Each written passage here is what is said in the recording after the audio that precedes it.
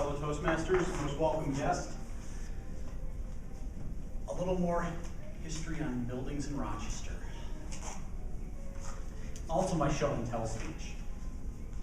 If you can read above the door here, this is the Tilt nightclub, which is on Central Ave, if anybody's familiar with it. Above the door it reads Carl Lithographic Company. The Carl Lithographic Company built this building around 1899. And it still stands there. It's a nightclub on the bottom and a storage place on the top. But this is on the same street where many of the other buildings that I've shown in previous speeches are. In fact, the top floor of this building in up to the 1930s was a shoe company. If you remember, my first building speech was on shoes. This is a bigger picture of what the building looks like, not terribly impressive.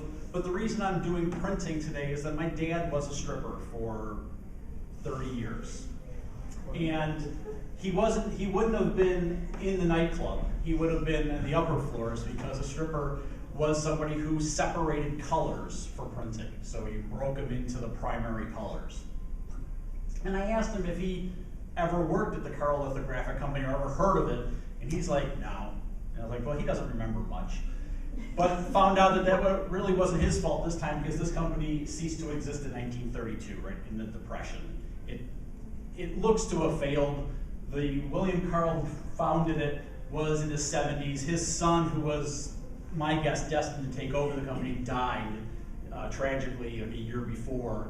And it sounds like he sold it just for the mailing list because he sold it to the Stecher printing company, which was the biggest printing company in the country at the time. This is now Village Gate, so if you know where that is, that was the Stecher Traung printing company. It lasted until about 1980 here. It's now out in California, Stecher Traung Schmidt.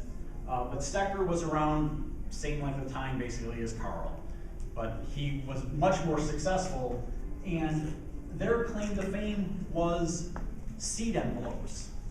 If you think of them now, you can get them at Wegmans, but back then, Rochester was a huge nursery town. Vic, if you know where Vic Park A and Vic Park B, that was the Vic farm, basically. And Highland Park was another big horticultural establishment. And so Stecher printed a lot of the seed, either the seed catalogs, where they actually drew what the thing would look like, or also the seed packets where they sold them. If anybody recognizes Maynard's, used to be at 1776 North Clinton Avenue, but before that, it was the Robert Hart Printing Company. And the reason I bring this up is my father worked at Robert Hart from about 1963 to 1973, I think. And Robert Hart was the successor company of the Leo Hart company.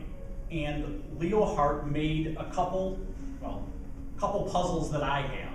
Found them at estate sales. And the only reason I bought them is it was the Leo Hart Company of Rochester, New York. They were originally located downtown around where the shoe companies and the clothing companies were, but they then moved out into the suburbs, and when Leo Hart died, the company went down to his son, oldest son, I think it was Horace, who didn't want to do it much and left and went down to New York City, and Robert took over the company and ran it until his death in, I believe, 1973, 74. It then failed in 1975 and became Maynard's a few years later, and Maynard's has now moved back down to, I think it's Goodman, down on the south side. Not sure how clear that picture is, but on St. Paul Street, if you go around 800 St. Paul, you hit what used to be the Case-Hoyt Printing Company, which was the next company my father went to. Actually, he was here, went to Robert Hart, came back to Case-Hoyt. It was a big printing company for around here. Printed real quality books. There's a big Disney book out. It has a raised Mickey Mouse on the cover. It was very involved. He also printed the Eastern Guides to Birds from Roger Tory Peterson. And if you look at that book, if you go to the acknowledgments, his, I believe, is the last name in it. He worked with the artist's wife, because they're from Chautauqua County around Jamestown. But Robert Hart was bought by Bell Canada. Day before my niece was born, my father was laid off. He took the summer off, went to work at Monro Litho, where I didn't get a picture of, because they're still in business, so it's not as interesting. But if you go down North Street at Delavan, you'll see the big Monro Litho sign on it. And printing was a huge industry in Rochester, again, because of the seeds, but then once the seeds went to different, when they left, because the land got developed, printing went into books, went into puzzles, went into calendars, and it was again the immigrants who drew that business here. The Germans were big printers and the like. Unfortunately now we're down to just a handful of print companies. In fact, I like to tell my father that 2 companies he didn't drive out of business are Monro Litho, and if you park over in the Jiva lot, that little house there, the wall offset printing company, my dad worked there for 1 day on a Saturday.